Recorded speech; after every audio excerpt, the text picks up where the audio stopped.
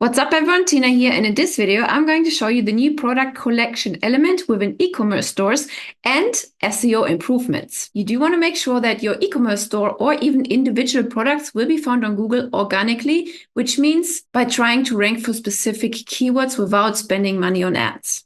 So for example, somebody is Googling pink headphones, then you do want to make sure that your images show up in the search. And also you want to make sure that your shop will be listed under the shoppings tab right here. Now, first, let's start off by creating a collection in the first place. And a collection comes in really handy if you want to display similar items to the one a viewer just viewed on your website. So you really want to make sure that you use this new tool in order to increase your order value.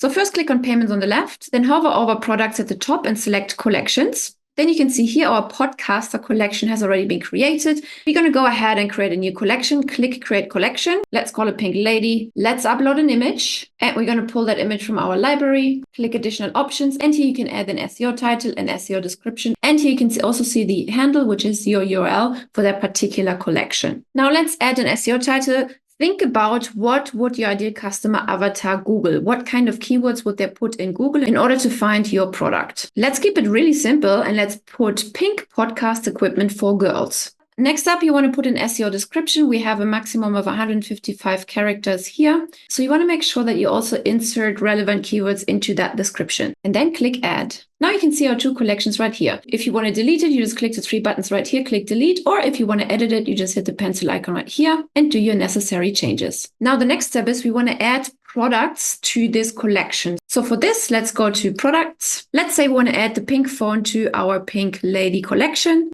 Scroll down and here you can see product collection. Click the drop-down menu and select Pink Lady. You can also add this product to multiple collections, but for now, we're just going to stick with Pink Lady. Scroll down, hit save, go back to the products and add as many products as you like to this particular collection. Just to show you what that would look like in real life when Google starts to rank your shop, here you can see the title, which we've just added. So you want to make sure to put as many keywords, relevant keywords as possible into the title. For example, this shop here put gaming headset, right? It really targets gamers. This shop here targets DJs, DJ headphones. This shop here puts Bluetooth in the description. You get the gist.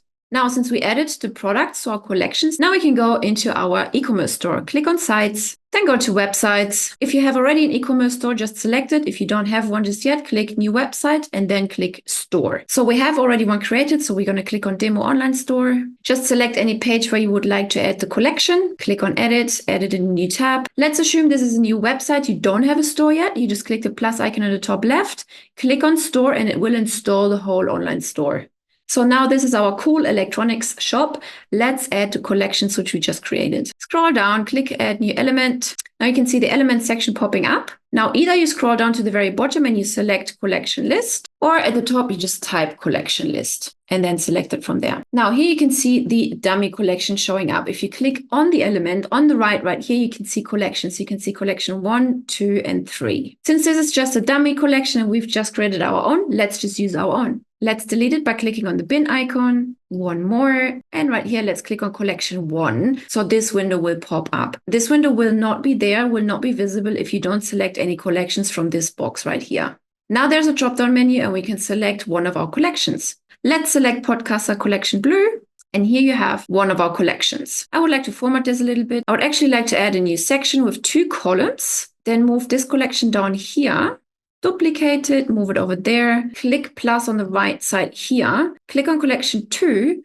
So the collection 2 box pops up. So now we can select the Pink Lady collection. See, these are the images which we've added ourselves. Don't forget to hit save and publish at the top right corner. And of course, on the left-hand side, there's more SEO data to be filled out, which is regarding the actual page. So the SEO data, which will be filled out here, helps you to rank the entire page here, the cool electronics page. So there's 2 different SEO options, the one for the actual page right here, and the one within the payment section, product collection area, where we have just added our 155 characters and also the SEO title. So now to edit all the elements within the actual collection box right here, we just have to select it. You will notice by seeing the orange frame right here. And on the right-hand side, you can adjust margin and padding, for example. You can just use the slider here to increase or decrease margin and padding. Further down, you have color options. You can change the headline text color. You can change the collection name text color. So let's make that pink. Down here, you can see it's changed to pink. Let's change the headline to blue. You can see this has changed to blue. The background color, let's make that black. Awesome. Down here, you have font options as well. You can keep it as default font, or if you don't like the default font, you just click on default font and the different options pop up here, the recent fonts right here, or you can select from the Google fonts as well by clicking the drop-down menu right here. I like Lato. Let's choose that. Let's change the collection name font to